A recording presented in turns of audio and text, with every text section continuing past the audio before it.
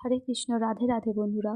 আগামীকাল আমাদের গ্রামে রাধা গোবিন্দ মন্দির উদ্বোধন হবে, তাই জোর কদমে চলছে প্রস্তুতি। দেখতেই পাচ্ছ কত সুন্দর করে সম্পূর্ণ মন্দিরটা সাজানো হয়েছে। আর এইটা সম্পূর্ণ দায়িত্বে রয়েছে মায়াপুর ইস্কনের প্রভুরা। তারাই সব কিছু নিজের হাতে করছে। শুভ উদ্বোধন থেকে পুজো, হোম যজ্ঞ, এমনকি ভোগ বিতরণ সব কিছু সম্পূর্ণটাই তাদের হাতেই হচ্ছে। আর এই যে রাধা গোবিন্দের চক্ষু দুটো সাদা কাপড় দিয়ে বন্ধ করা রয়েছে, কারণ প্রথম গোমাতা দর্শন করবে, তারপর জনসাধারণের জন্য খুলে দেওয়া হবে।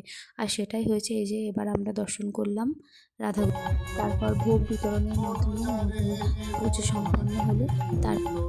এরপর ইস্কনের প্রভুজিরা হরিনাম সংকীর্তনের মাধ্যমে অনুষ্ঠানটি এগিয়ে নিয়ে গেছিলো। আর সম্পূর্ণ ভিডিওটা কালকে আমাদেরকে দেখাবো। কালকে কীভাবে ঠাকুরের শুভ উদ্বোধন হয় সবটাই দেখাবো। আর ভিডিওটা ভালো লাগলে একটু লাইক করে দিও। ধন্যবাদ সবাইকে। শুভরাত্রি সবাইকে।